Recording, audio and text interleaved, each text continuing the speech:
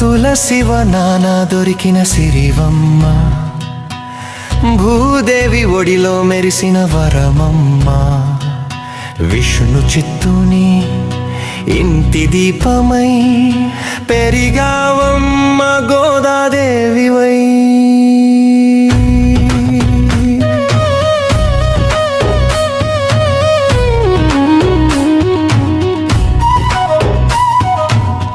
అద్దం ముందు నిలిచావు, అందాలన్నీ చూశావు, స్వామి మాలని మెడలో మురిసిపోతూ వేశావు.